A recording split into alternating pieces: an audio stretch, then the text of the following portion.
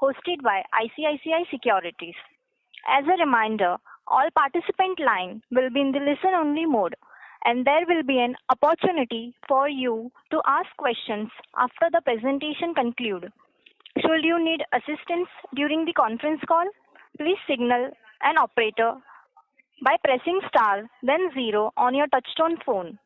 Please note that this conference is being recorded. I now hand the conference over to Ms. Vishakha from ICICI Securities. Thank you, and over to you, ma'am. Thanks, Nivedita.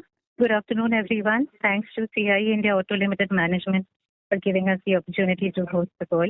We have here in the call the senior management represented by Mr. Ander Alvarez, CEO, Mr. K. Jayaprakash, CFO, Mr. Vikas Sinha, Senior VP Strategy, Mr. Urohit Lafuente, Business Controller, and Mr. Swapnil Saudagar, TGM Strategy.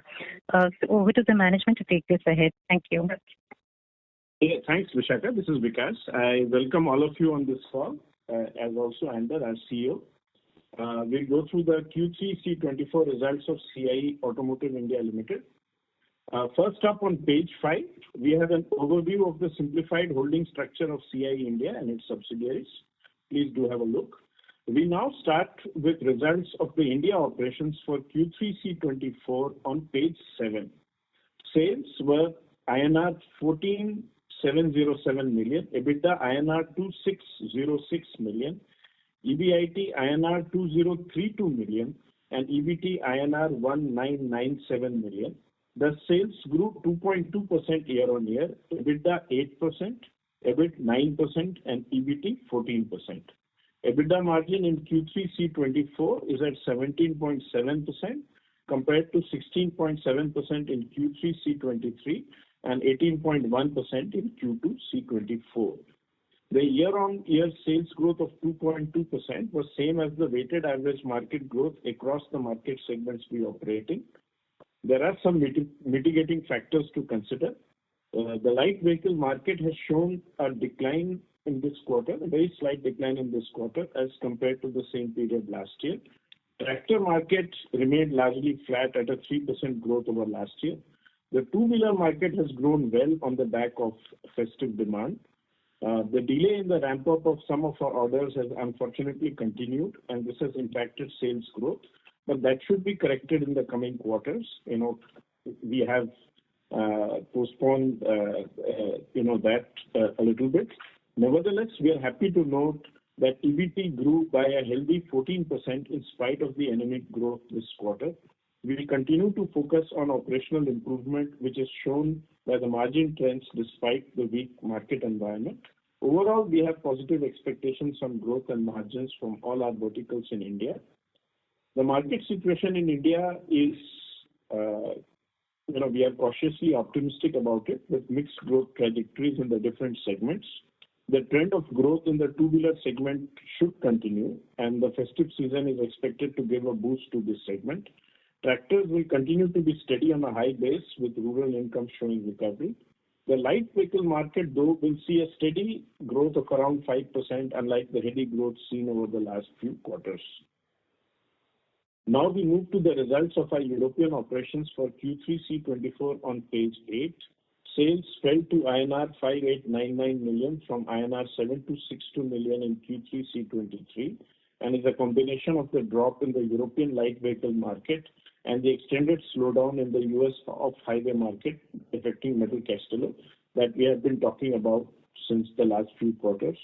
The drop in sales sequentially between Q3CY24 and Q2CY24 was 22%, which is similar to the drop in the light vehicle market, which fell by 19% and added to by the US off-highway market drop.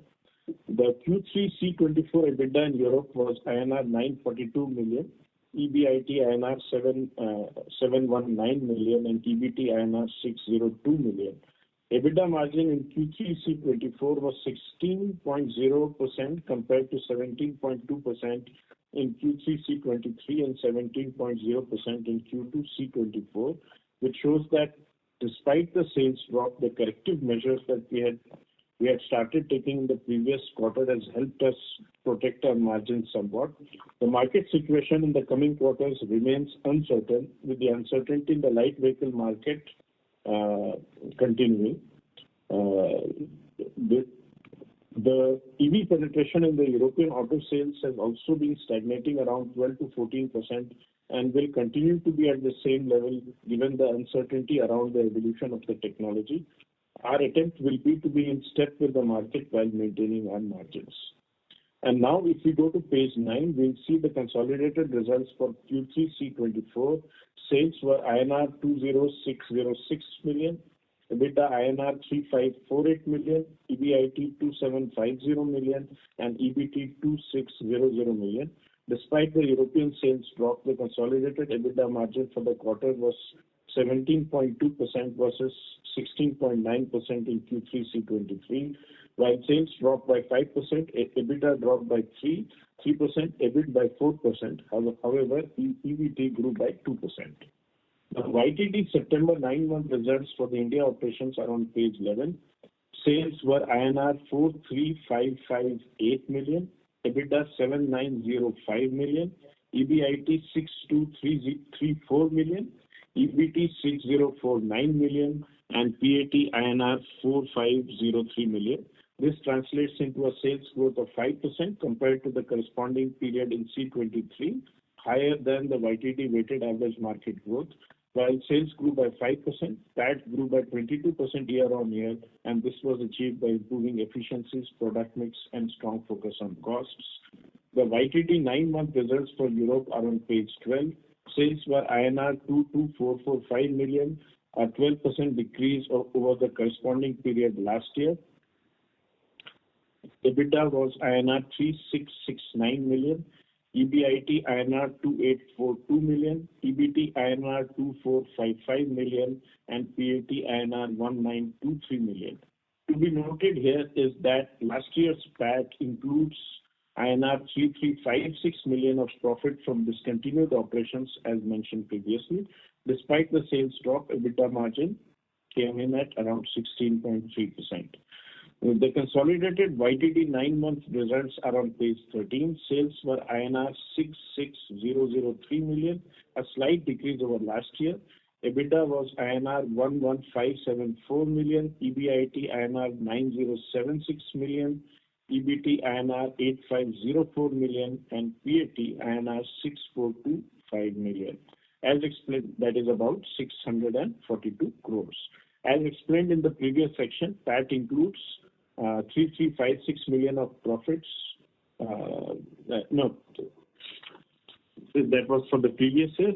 Excluding the consolidated PAT for 9 months YTD September 23, it was 6206 million. So last year, the YTD PAT included the 3356 million of profits from CFG.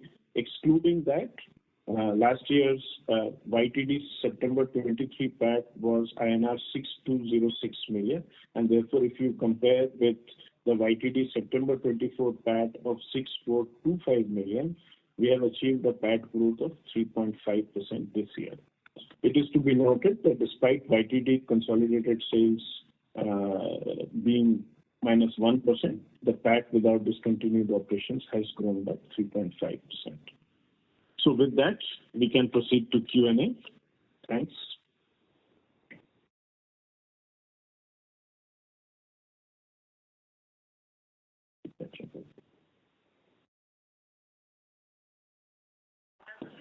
Thank you very much.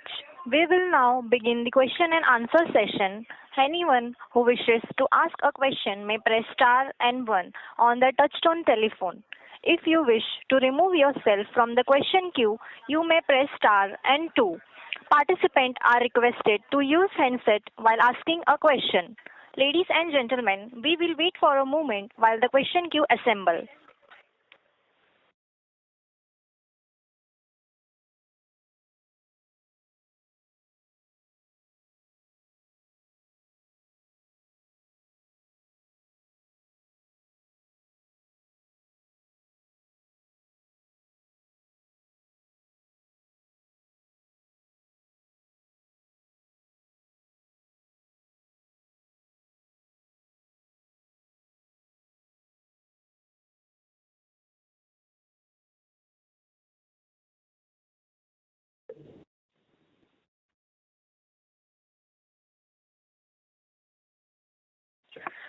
You may press star and one to ask question. The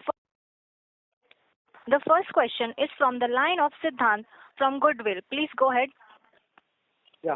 Hi, Anders. I wanted to, ask you about what do you feel about the health of European OEMs? Because, I was just going through Stellantis, VW, and the headlines and the commentary doesn't seem too great. Yes. Hello. Good morning, everybody. Now, our view is that the European OEMs are now suffering a lot because of the uncertainty that we see in the market.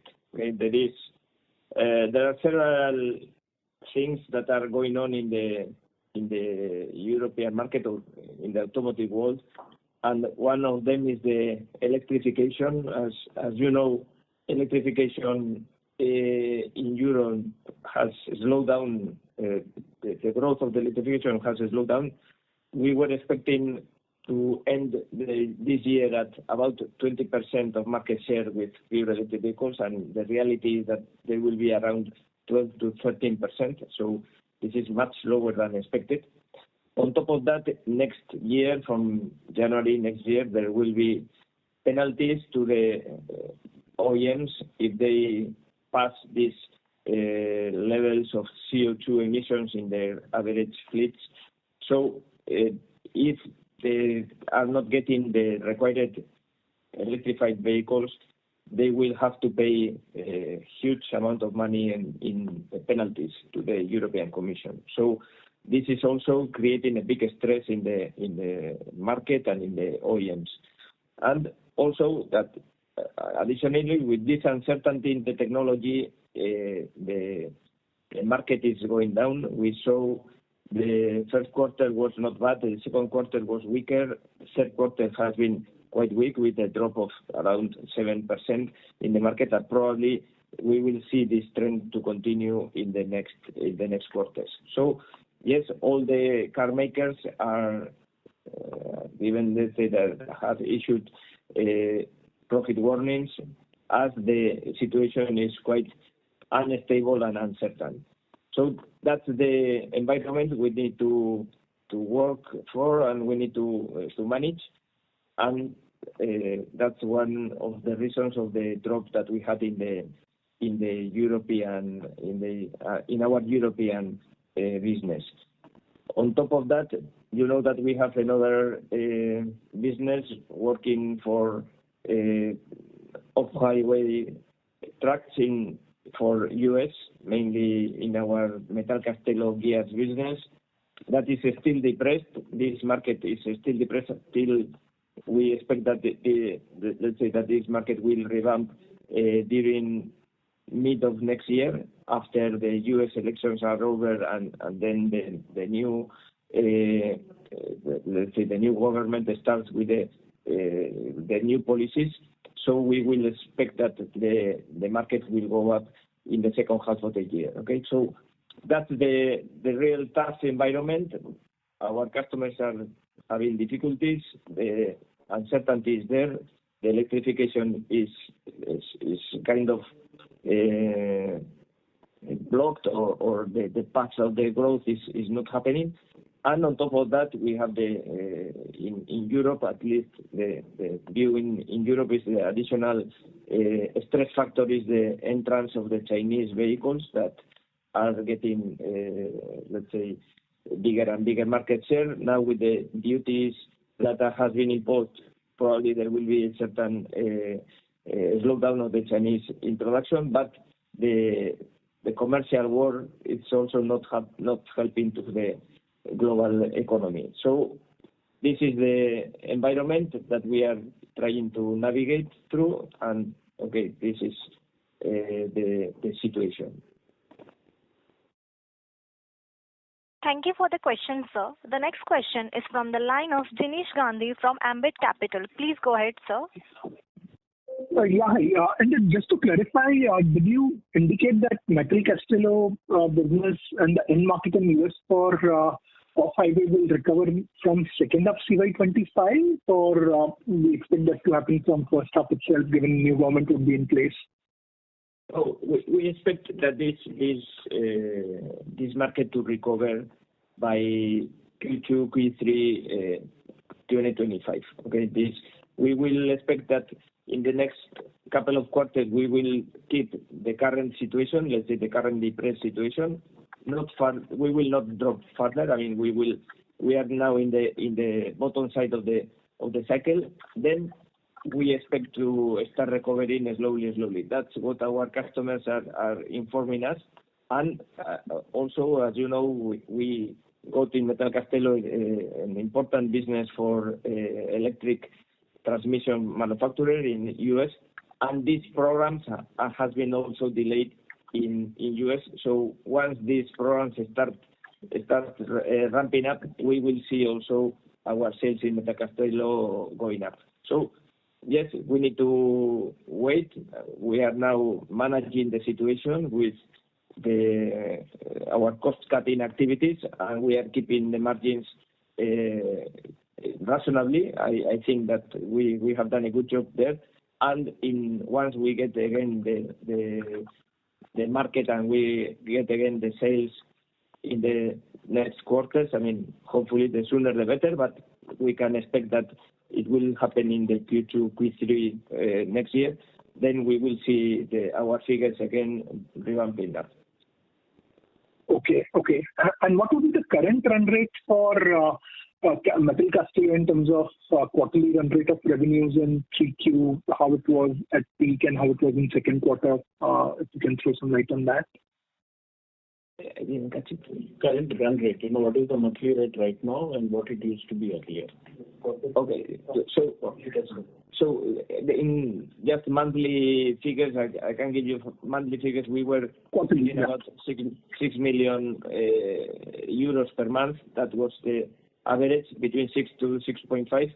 And now we are at between 4 and 4.5 million euros. So this is a drop of 30% approximately that we see for the next we see in the last quarters, and probably we will keep this rate in the next couple of quarters, and then we will go up slowly. And what we are projecting is that in the Q3, Q4, we will hit at least 5.5 million in 2025. Got it. And secondly, you have on the margin side in the European business, so we have done exceptionally good job to maintain margin. Can you talk about what areas have we focused on cost cutting to maintain margins? Does it come at expense of scaling up business when tight turns for the European operations? How do you think from that perspective? Okay. Yes, that is one of the key things that now we are trying to manage, because the market is what it is, and it's difficult to get additional turnover, at least in the short term. So what we are now doing is we are trying to keep our costs as low as possible. We are stopping the factories and applying certain regulations and policies to stop the factories 1 day per week, these kind of things, eliminating all the extra time, eliminating all the contract workers, temporary workers, and trying to reduce at minimum the cost level. This is something that we have done, and we have done successfully. So we have been able to keep our margins.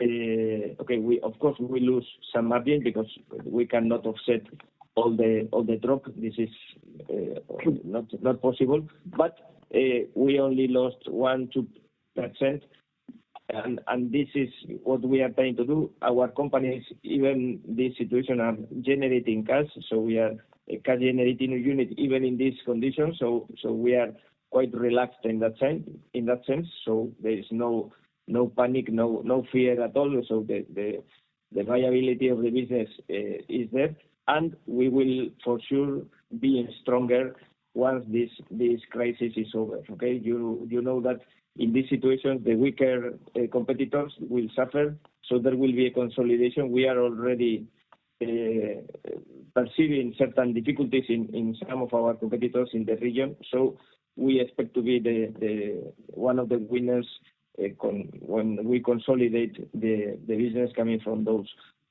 stressed companies. Okay, so that's the situation. It's a sad situation. It's not the best of the scenarios, but this is something that we need to manage. We did it in the past, and we will do now in the currently. Got it. And last question is on the India business. So you talked about having delay in some of the orders which impacted growth. Can you elaborate on how big these orders were? How much is the delay? By when do you expect commercialization of those orders? Any flavor on that will be very helpful. Delay in India order book. Okay. Yes. In India, let's say that we had this performance on sales that is approximately 2% growth only in this quarter. We were expecting the market to behave better than this. It's true. We saw that the let's say four-wheeler market had just a negative performance in this quarter in India. We think that this is mainly coming from the inventory issues and also certain, let's say, market perception but we are optimistic for the future. We think this will be overcome, and we will see again 5 to 6% growth in the next quarters. So I think the Indian market reduction it's just a temporary issue. We don't see any risk there.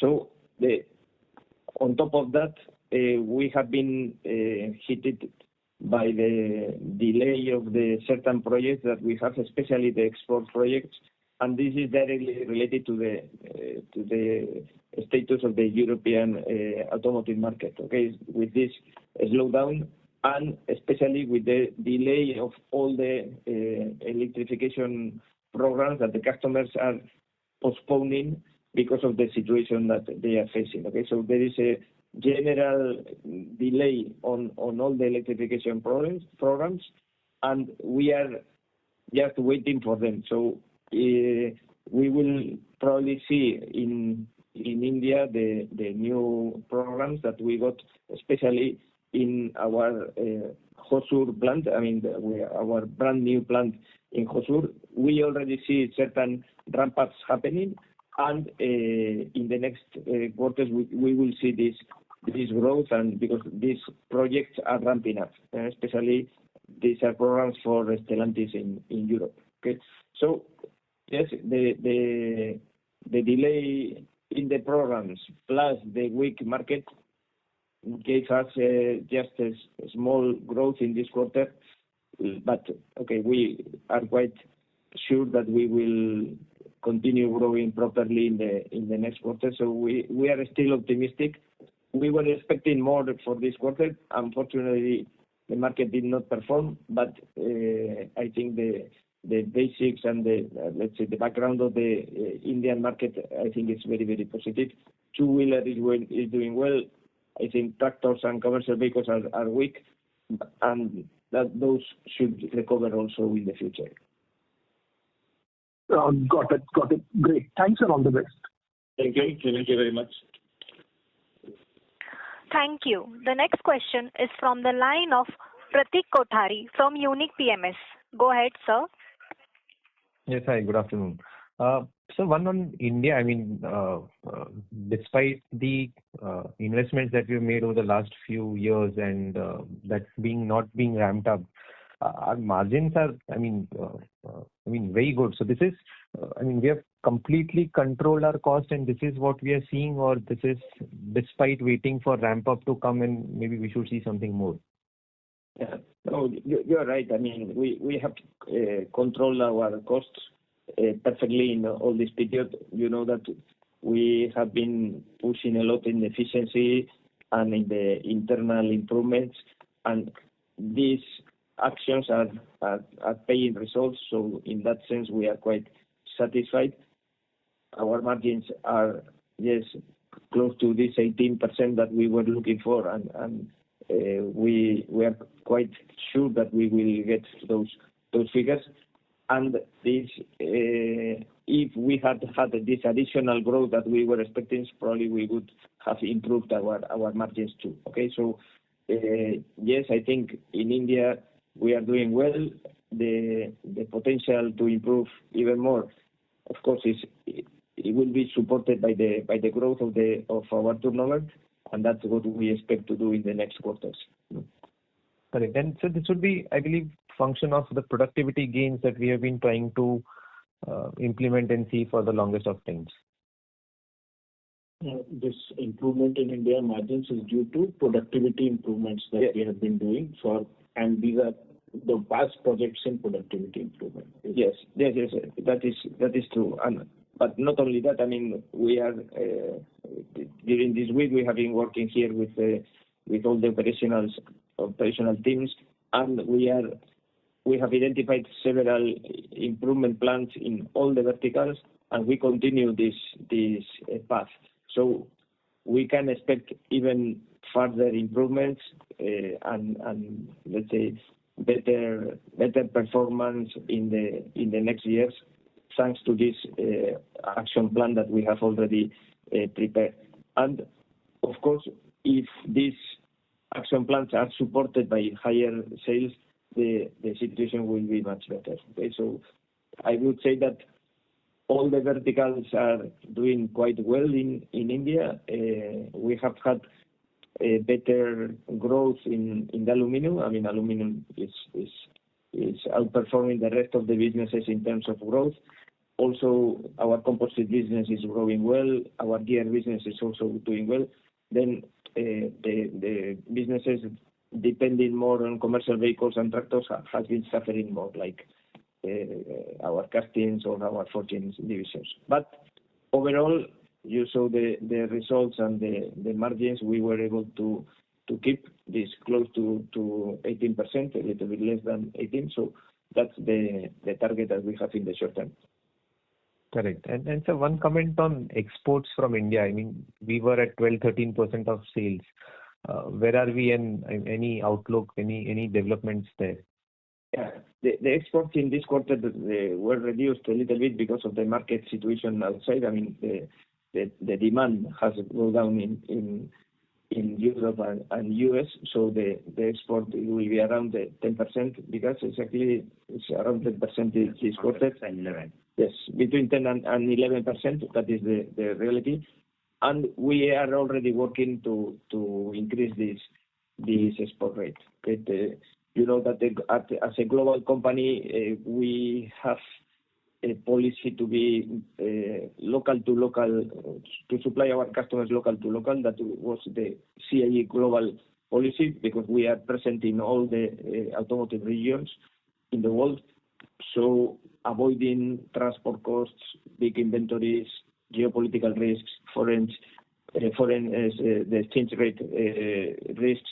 That is the global strategy. But of course, in certain technologies where we are very competitive in India, we will take the advantage of exporting as much as we can. So this is also one of the areas that we need to improve. Compared to our competitors, we are below, mainly because of this CIE strategy, as we are a global company. But we expect to continue growing in the near future. So at least this reaching the 15% of our export rate should be quite easy in the next years. Correct. And the last question on Europe and EV market specifically. I mean, the governments there are trying to put this anti-dumping or trade barriers, etc., for the Chinese onslaught. But for us as companies, I mean, do we go out and get this Chinese OEMs to be our customers? Because I mean, if this still go through, I mean, the cars might be sold in Europe, but it wouldn't be through our customers. So how do we think about that? Yes, I think the Chinese car makers, that of course they are producing in China and exporting to Europe, are now thinking, because of these import duties that they have been imposed, they are pushing, or they are now preparing their production in Europe. Okay, they want to localize the production of their cars in Europe, so they are already announced as BYD or let's say SAIC MG that they are planning to produce cars in Europe. And of course, we will try to be their suppliers. Once they are in Europe, they will need European suppliers. So we will for sure try to work for them. Okay, this is one of the targets. We know that it will be not easy because of their current supply base and costs are different in China, but they will necessarily need to adapt to the cost standards that are in Europe. So I'm sure that we will be able to work with them. Okay, we are working for almost all the car makers in the world, and I can say that. So we have a very let's say huge panel of customers, completely balanced, and no one is more than 10% in our total turnover. So that's a good point, that we have a diversified portfolio, and we want to continue like that. And if Chinese are coming to Europe, we will supply them happily from Europe. Great. Thank you and all the best, sir. Thank you very much. Yeah, thanks, Pratik. Thank you. The next question is from the line of V. Rangan from an analyst. Please go ahead, sir.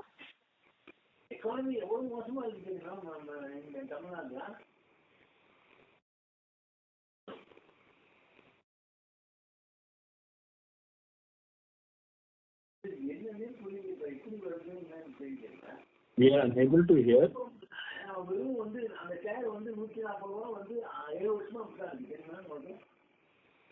Hello.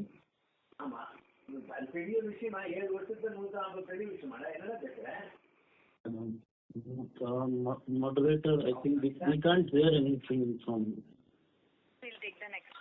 Sir, we can't hear him. We taking the next question from the line of Bharat Seth from Quest Investment. Hi, good afternoon, and thanks for the opportunity. Sir, in initial your remark on the European market, you said that certain duties related to levy on account of this emission norm. So if you can give little more color, and that because of the impact will remain only up to this Q4, I mean say last quarter of calendar year, or next year, how do we see for Europe market? Metal cast alloy, you have already given some color. So remaining part of the business, how do we see? Okay. What we were explaining is that in Europe, in this Q3, we saw a drop of about 7% in the market. And what we can expect is that in the next quarters, this trend, this level will continue. Okay, in this -7, -10, those in that range, the market will remain in that situation. No one is expecting a revamp in the short term. Okay, unless there is any, let's say, political action that we are not aware of. Okay. Regarding because we are always talking about production, okay? Production in Europe. Part of the sales in Europe are coming from the imports that Chinese car makers are doing. Approximately 1 million Chinese cars are sold in Europe in this moment. These cars are mainly electric vehicles, where they can offer very cheap and very competitive cars that are, let's say, affecting to the electric cars produced in Europe, because most of the price gap is important. They are getting this market share. And in order to avoid this situation, the European Commission set up certain import duties to the Chinese electric cars. Okay, mainly there is a variation between they have a basic duty of 10%, and on top of that 10%, some of the car makers have a duty of even 38 additional percent. Okay, so we expect that this will slow down the import of the Chinese cars. We will see, because we don't have any data yet.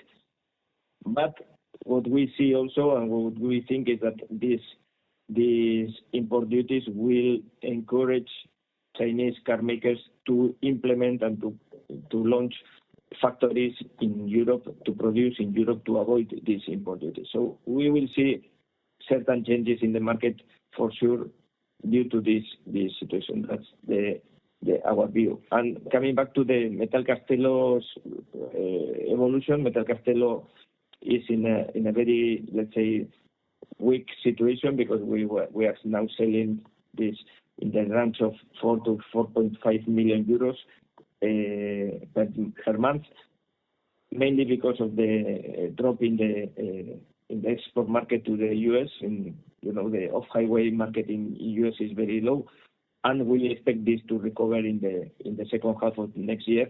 So during the next quarters, we will maintain the current situation. Despite this drop, we have done our job in terms of cost reduction, so the profitability is nice. We maintain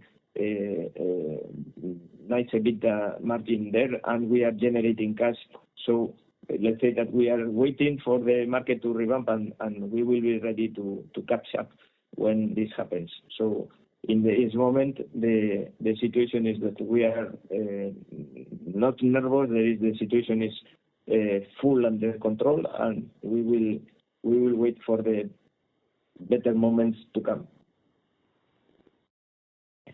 So this, because of import duty on this Chinese manufacturer, so can we expect that from calendar 25 in Q1 or Q2 we see some kind of a positive trend in the Europe market?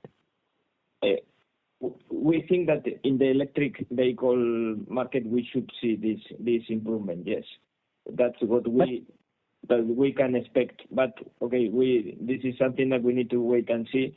But that is the expectations, and in fact that is the reason of the duty imposed by the European Commission. Okay, so the explanation of this duty is because these low prices that Chinese cars are getting, are offering in Europe, is mainly because of the subsidies that they are receiving in China. So they wanted to offset and to have let's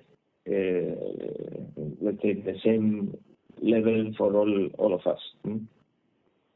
Here there are two questions. As you rightly said that, say some Chinese car will start looking to manufacture in Europe, but with that duty also coming, so there will be a equal playing field for even European players. So first we'll see, improvement in the European car manufacturer, or we'll see that Chinese will start procuring some component from the within Europe? No, I think with the Chinese car makers producing in Europe, they will avoid these duties as they will produce in Europe, so that duty will not happen. And of course, producing in Europe, they will have higher costs, but and we also expect that they will source their components from European suppliers, and we expect to be there to source them. Okay, that's the basic. So we think that we will have additional customers to work with. Also the point is that from the technological point, the Chinese electric vehicles are let's say now in the top of the technology, and they are getting, let's say, they are in a very good position from technological point. So we will see how the European car makers react and how this let's say commercial battle ends. Okay, but from our point of view, let's say that we are customer agnostic and technology agnostic, so we would be happy to work with Chinese and even to continue working with our European customers, where we have excellent relationship, and we are also supporting them in the electric vehicles, as we have a lot of projects in the pipeline, that are delayed with even with Volkswagen, with Ford, with Daimler. We are working with all of them, with Stellantis, with Renault. So we are working with all of them. So we expect that if this growth of the electric vehicles happen, we will also get this business in CIE and in CIE India too. And is it also, just to understand a little more on affecting their new development program also, European car manufacturing? No, is this an uncertainty around EVs affecting new model development in for European OEM manufacturers, new platforms? So they are unable to decide what to develop. Okay, there is a big uncertainty there. Yes, okay, I didn't catch it, the question. Sorry. No, the uncertainty is there, and certain car makers they are now pushing for the production of the internal combustion engines because the demand of the electric vehicles has gone down. So there is a change in their minds and the change in the policy. In the short term, I mean, I'm not thinking in the long term, but in the short term, just to adapt to the market requirements. That is happening for sure. We are, for example, seeing that the diesel cars are growing. We are producing certain components for diesel, and suddenly they are going up, mainly because of the let's say short-term demand that is more inclined to go to diesel and gasoline rather than the electric. But in the mid-term, we see that the electrification will win. Okay, it seems that it's a very clear picture, and we were checking the IHS forecasts for the 2030 when 6 months ago they were saying that the 60% of the cars will be pure electric in 2030. That is in 5-6 years time. Now they say that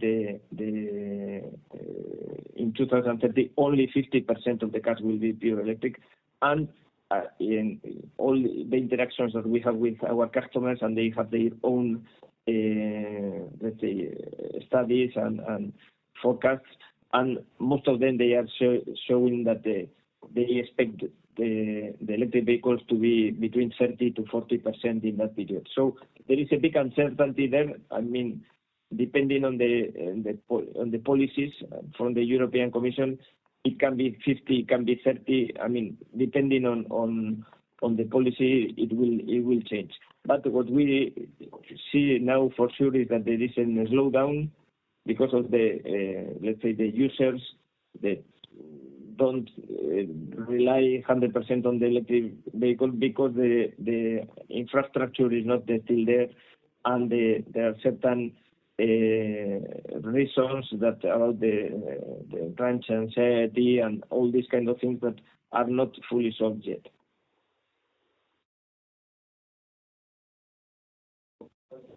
Yeah, Bharat Bhai, is that okay, or do you want more explanation?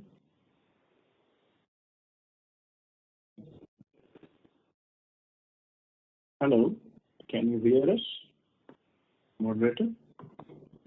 Sir? Yeah. The participant line got disconnected. Yes. So Okay. we'll move Thank you. forward. Okay.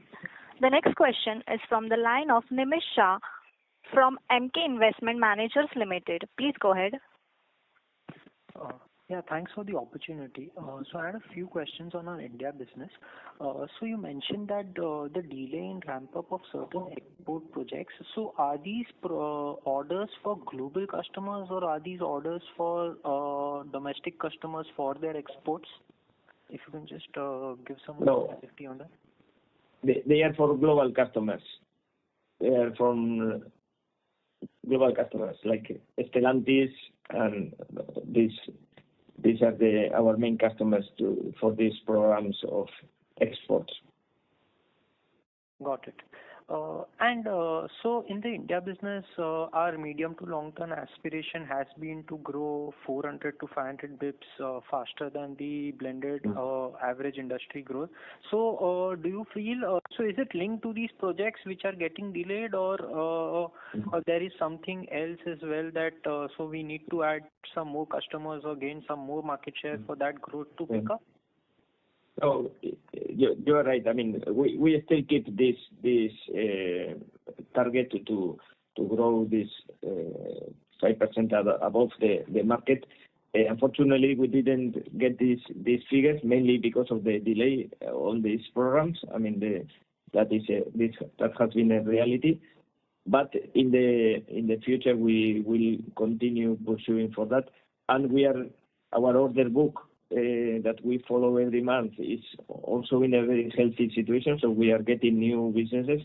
So we expect once these programs start ramping up and the new programs that we are getting are ramping up, we hope that we will be able to match this target. Yes. Yeah, got it. Yeah, that's it from my side. Thank you. Thank you. Thank you. Participants who wishes to ask a question may press star and 1. The next question is from the line of Shivam, is an individual investor. Please go ahead. Hello. Yeah, thanks for my question. So, as you said, that the European pressure will be till next half of the next financial year. So, will there be pressure on the revenue still then? Shivam, can you repeat it? Are you asking whether there will be revenue pressure in Europe for us in the next calendar year? Is that the question? Yes. Yes, the answer is yes. As pointed out, in Europe, we expect the off-road highway market to start coming back from Q2 or Q3 of next year. And as far as the light vehicle market is concerned, Ander has explained that for the next few quarters, we do expect it to remain declining on a year-on-year basis for the next few quarters, largely because of the uncertainty around the various factors that Ander explained, the emission tax, the uncertainty around the EV market, etc. So for the next few quarters, till this thing clears out a little bit more, even the light vehicle market will remain depressed. And we expect it to, like this quarter, the European light vehicle market grew by 7%. So in that kind of range is what we expect for the next few quarters. So you're planning for a negative year next year on a consolidated basis? Let's not talk about our revenues. We are talking about the market in Europe. And now my follow-up is about your revenue.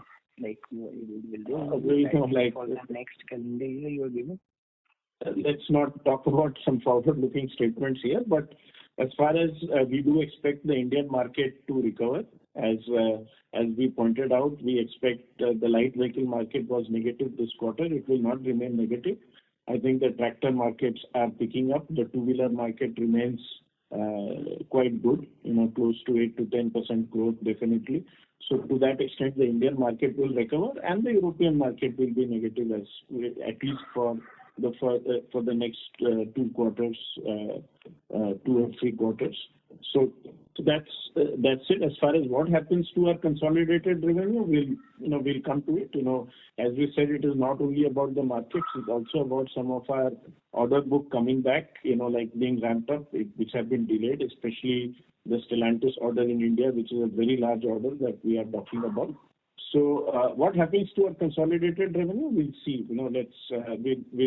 We'll perhaps see the trends in the first 2 quarters next year, and then we can take a call on that. But what we are talking about is the market situation in India and Europe. So you are saying that the Indian business will compensate for the growth that will lag in the European business.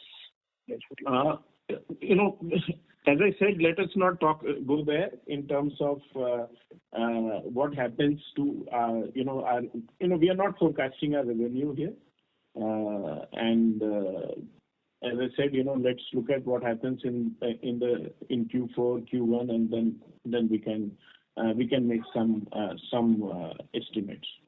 So is there any plan, like internal plan, to get some growth out of Europe in this weak market, or there won't be any growth that you will be expecting? Next 2-3 quarters, definitely not. We are looking at a negative market situation. As I said, once it stabilizes, let's go back to what is happening in the European light vehicle market. There are two factors. The EV demand is not ramping up as fast as what people thought it would be. Ander explained how IHS has reduced forecasts. All OEMs are reducing forecasts. Over and above that, there is the stock of this emission penalty, which will be levied if you do not produce enough EVs. So because of these two contradictory factors, there is a lot of uncertainty in the light vehicle market in Europe. Once that uncertainty clears off, then of course the production trends would be clearer. Over and above that, there is also the third factor that Ander talked about is the imports from China, which is almost amounting to 1 million this year. Normally, European sales and production are fairly equal to each other. This year, there has been some difference on a YTD basis. Almost 1 million difference is there. So this is the third factor. So once all of these three factors clear off to an extent, then we will know what the real production trends in the European market is. Till then, there is uncertainty. In that uncertainty, we do think that the drop in market that we see in this quarter, a similar kind of trend will go on for at least 2 or 3 quarters. Once it clears off, things will become clearer. We don't know, what would be will it start growing back again? Perhaps, but we don't know for sure at this point of time. So right now we are focused on this market environment and working within this market environment. And any feedback that you are getting from your customers, like are they stopping orders, or they are building up the inventory, or they are not giving the fresh orders? Like any feedback, like any outlook from them you are getting? Our European OEMs you are talking about? Yeah, your European customers. So whatever we talked about is based on the feedback from them only. Okay. Okay, sir. Thank you so much. Yeah, thank you. Take care. Thank you. The next question is from the line of from Chris Capital. Please go ahead, sir. Hi, thank you for the opportunity. Just one question. How has the growth been for us from our non-anchor accounts? Toyota, Hyundai, Kia, Royal Enfield. Could you spell that out, please?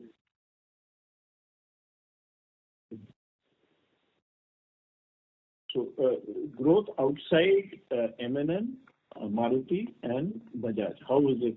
How is it? Outside our anchor accounts over the last 1 to 2 years. Yeah. Okay.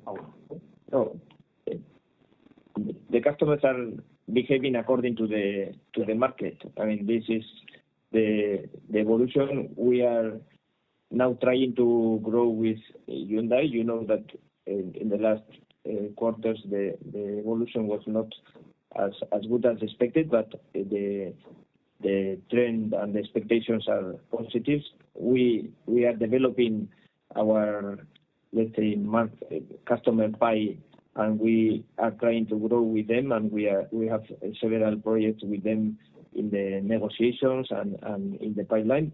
So my view of this is that we are trying to, let's say, open our customer portfolio and to grow, especially with Toyota, with Hyundai, with let's say even Volkswagen. We are growing with all of them. With Tata, we have several projects also in the pipeline. So I think we are, as I said, we started. Our main customer was Mahindra, and Mahindra and Bajaj are the two main pillars from our customer pie. But in the future, we want to open this pie and get this redistributed share or distributed weight of all the car makers in India. So we are working with all of them, and the expectations are positive with all of them. So if you look at the growth number, which is 2% for us, M&M Auto is obviously much higher than that. M&M Tractors round about at that figure, so is Maruti. And Bajaj is also much higher. So between M&M and Bajaj, M&M Auto and Bajaj, we have done well. Maruti and Mahindra Tractors are okay. And exports have not done as well, as Ander pointed out.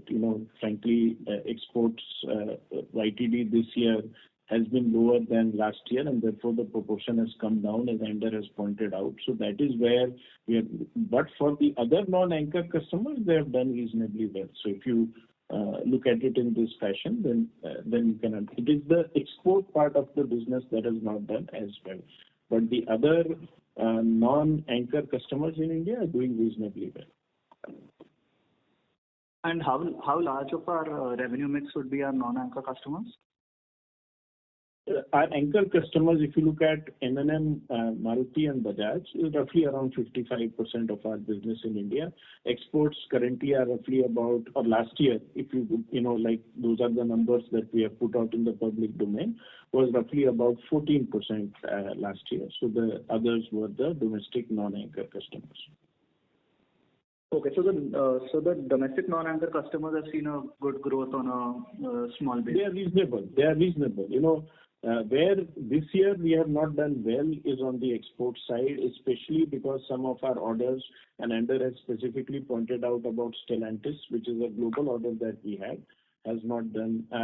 It will do well. I think Stellantis is making a comeback, and once it ramps up, it will be a good addition to our top line. Okay, thank you so much. Yeah, thank you. Thank you. The next question is from the line of Siddhant from Goodwill. Please go ahead, sir. Yeah, just in the Chinese, OEMs may set up manufacturing in Europe. Have Chinese auto ancillaries also started acquiring European assets or setting up manufacturing there, especially in the space that we are catering to? See, are Chinese component companies entering Europe and setting up plants in Europe? Okay, not yet. We have seen a couple of examples of Chinese component makers entering Europe, but not. I can tell you that till now there is not relevant move. Just a small companies or a small amount of companies that are entering Europe. I would say that this move has not happened yet. Okay, and there are, like you said, there's some anti-dumping duties and anti-subsidy duties that have been put on cars. Are these duties also applicable on components of cars? No. It's only applicable to the cars, to vehicles. Thank you. Yes. Okay, thank you. Thank you.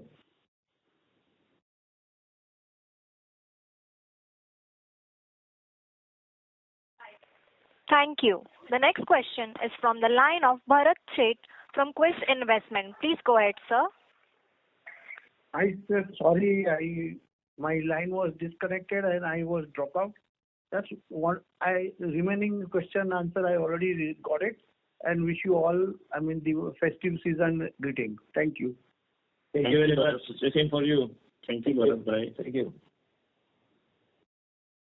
As there are no further questions, I will now like to hand the conference over to management for closing comment. Okay, so thank you very much to all the participants for your questions and for your interest in our company. We hope that we answered the questions properly and you have now the better understanding of where we are as a company. We thank you for your trust on us, and we expect to continue growing and doing a good job. And as always, I will say thank you to all the team that is working in CIE India that is doing a fantastic job, and my recognition to all of them. And finally, I wish you a very happy festive season and very happy Diwali.